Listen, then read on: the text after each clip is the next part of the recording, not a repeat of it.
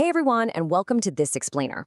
So I was literally just looking over some brand new 2026 data on home performance, and honestly, it completely changed the way I think about home upgrades. We're going to dive into these insights together today and figure out exactly how to transform a standard, kind of leaky house into a highly efficient, high-performance system. Because a lot of us look at our homes and we immediately think about, say, a fresh coat of paint or a massive kitchen remodel. But today we are focusing entirely on performance and what actually works, based on the absolute latest data. I mean, it's the ultimate homeowner dilemma, isn't it? Which home upgrades actually pay for themselves? It is so incredibly easy to get sold on a catchy commercial for some shiny new piece of tech. But the real return on investment, the kind that literally pencils out in your bank account over the next decade, is almost never what you see on TV. So let's challenge some basic assumptions today about what really makes a house efficient, and we'll just cut right through all that marketing noise. 30%. Just let that number sink in for a second. A recent analysis by the Department of Energy actually found that targeted air sealing and insulation projects can reduce your heating and cooling costs by up to 30%. And to put that into perspective, in a lot of parts of the country, that translates to saving $500 or more year after year after year. We are talking about real, serious money going right back into your pocket. Okay, so here's the exact roadmap we're going to use to tackle this. First, the shiny object trap. Second, your home's energy load path. Third, the three-step upgrade sequence. Fourth, navigating 2026 financial incentives. And finally, tracking remodeling market trends. All right, let's jump right into part one, the shiny object trap. Visible versus invisible upgrades. So here's what usually happens. We get what the industry calls shiny object syndrome. We get super excited about highly visible, high-tech additions. Like a massive new solar array up on the roof or a slick, glowing smart thermostat on the wall. But look, putting a $30,000 solar array on a house that leaks air like a sieve, it's literally like dropping a powerful top-of-the-line outboard motor onto a boat that's absolutely full of holes. You're just generating all this power only to completely waste it. The absolute highest return on investment comes from what we call the boring stuff. Yep, air sealing and attic insulation. Because at the end of the day, the true core of efficiency isn't production, it's conservation. Which brings us to section 2, your home's energy load path, the actual building science behind all this. Think about a structural load path for a minute. How your roof connects to the walls, which connect down to the foundation to keep the whole house standing, right? Well, energy efficiency actually has its own load path. It's the continuous, unbroken connection of your home's thermal and air barrier. And where does the system usually fail? It breaks right at the transitions. We're talking about areas like the rim joists down where the foundation meets the wood framing, or up at the top plates where your walls meet the attic. Think about it. If you blow, say, 18 inches of expensive insulation into an attic, but leave all those tiny little wire and pipe holes unsealed underneath it, the path is broken. You've got high R-value insulation sitting right next to an open hole. The entire system basically fails. So, how do we actually find those breaks? Well, this quote really hits the nail on the head when it comes to the blower door test. It makes the invisible leaks audible and measurable. Before you even think about starting a single project, you absolutely must get a pre-project energy audit that includes a blower door test.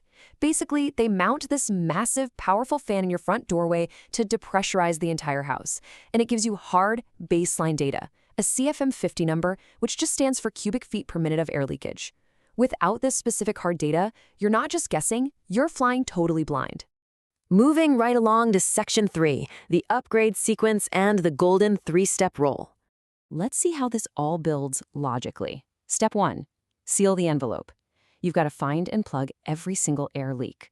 Step 2, upgrade your systems.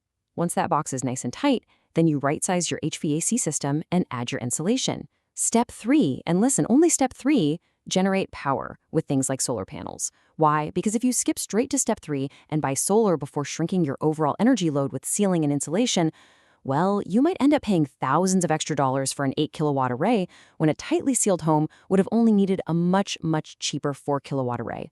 Order absolutely matters here. And this perfectly illustrates the reality of where your money should actually go. The data, straight from the 2026 Remodeling magazine Cost versus Value report, makes this abundantly clear. Say you do a major window replacement project. That might cost you somewhere between $22,000 and $35,000, but at resale, you're only going to recoup about 65% of that. Now compare that to attic insulation and air sealing. That usually costs between $2,500 and $6,000 nationally. It completely pays for itself in energy savings in just 5 to 7 years, and it has a resale ROI of over 100%. It's crazy, but the absolute highest return comes from the stuff you can't even see. So once you're fully sealed and insulated, you move to step 2, upgrading the systems. And electrification is the absolute genius move right now. A traditional furnace creates heat by literally burning fuel, which maxes out at around 98% efficiency. But a modern heat pump? It doesn't create heat at all. It just moves existing heat from the outside air into your home. Yes, even when it's like 5 degrees Fahrenheit outside. Because it's moving heat rather than creating it, it operates at an insane 200 to 400% efficiency. Just remember, and this is a big one, after you seal your house, you must insist that your contractor performs a manual J calculation. That's basically a strict mathematical test to figure out exactly how much heating and cooling your newly sealed home actually needs. You really don't want to pay for an oversized unit that's just going to short cycle all day. All right, let's jump into Section 4, Navigating 2026 Incentives, or basically how to fund these upgrades. The 2026 financial landscape is heavily influenced by the Inflation Reduction Act's 25C and 25D provisions. And guys, these are massive. You can get a 30% credit up to $1,200 annually for things like insulation and energy audits. Plus, there's a separate credit up to $2,000 just for heat pumps. Now, here is the absolutely crucial detail. These are direct dollar-for-dollar tax credits. They don't just, reduce your taxable income. They reduce your final tax bill dollar for dollar, which just fundamentally improves your ROI calculation. And for those upfront costs, specialized financing like a HELOC, a home equity line of credit, or local PACE loans, where the loan is actually repaid through your property tax bill, are fantastic tools to help bridge that gap. Now for our final section, number 5, tracking remodeling market trends. So professionals out there use the NAHB Remodeling Market Index, or RMI, to really gauge the overall health of the market. It's a 0 to 100 scale measuring current conditions and future indicators, stuff like leads and backlogs. Basically, anything over 50 means a higher share of remodelers view the market as good.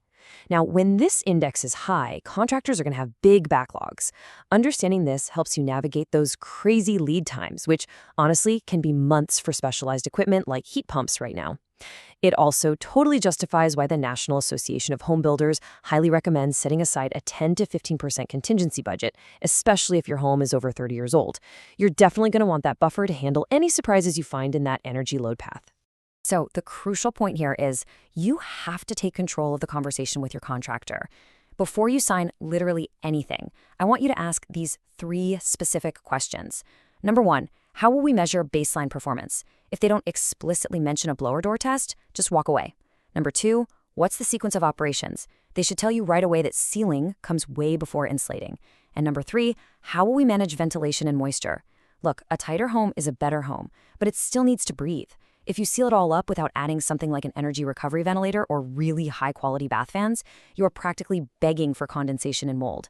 Make sure you look for a BPI, a Building Performance Institute certified pro who has detailed, solid answers to all 3 of these questions. I really want to leave you with this final, provocative thought. Is your home just a random collection of products, or is it a high-performance system? Because when we finally stop chasing shiny individual products and start looking at the continuous load path, creating a tight envelope, and following the proper sequence of upgrades, literally everything changes. You get true, lasting comfort, much cleaner indoor air, and a return on investment that actually pays off in the real world. Thank you guys so much for joining me on this explainer today. I really hope this blueprint gives you the confidence to rethink your living space and make the kinds of upgrades that truly matter. Catch you next time.